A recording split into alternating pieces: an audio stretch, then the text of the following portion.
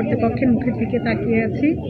আমরা আসলে খুবই মনোকষ্টে নিয়েই বসে আছি যে আমাদের শিক্ষার্থীরা, কোমলমতি শিক্ষার্থী যাদেরকে আমরা গত একটা বছর ধরে পড়িয়েছি অতি যত্ন সহকারে, কিন্তু আমরা এই প্রান্তিক মূল্যায়নটা নিতে পারছি না।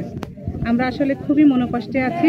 ঊর্ধ্বতন কর্তৃপক্ষকে জানাবো আপনারা অতি দ্রুত আমাদের 11তম গ্রেডের প্রজ্ঞাপন দিন এবং আমাদের শ্রেণীকক্ষে ফিরে যাওয়ার ব্যবস্থা করুন।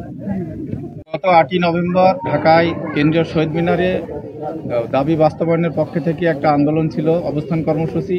সেই কর্মসূচিতে আমরা অংশগ্রহণ করি এবং 9 তারিখে সরকার আমাদের সাথে বসে এবং 10 তারিখের দিন আবার বসে। 10 তারিখের দিন বসার পর একটা প্রেস রিলিজ দেওয়া হয়।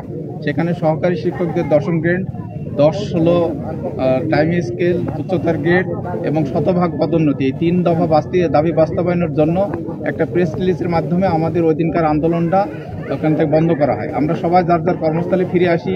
গভর্নমেন্ট আমাদেরকে বলা হয়েছিল যে 27শে নভেম্বরের ভেতরেই আমরা এটা অগ্রগতি দেব, কিন্তু প্রজ্ঞাপন দেব।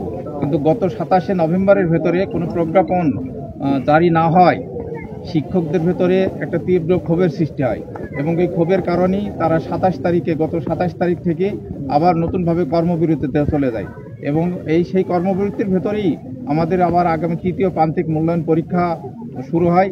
সেই ক্ষেত্রে কোমলমতি শিশুদের কথা চিন্তা করে আমরা প্রথমে দিকে পরীক্ষা নেব এবং সিদ্ধান্ত ছিল, কিন্তু কেন্দ্র ঘোষিত সিদ্ধান্ত কারণে আমরা স্কুলে কোনো পরীক্ষা নেওয়ার সম্ভব হচ্ছে না। যার কারণে আমরা শিক্ষকরা খুবই হতাশার মধ্যে যে সরকার এখনো এই বিষয়ে কোনো সিদ্ধান্ত নেয়নি।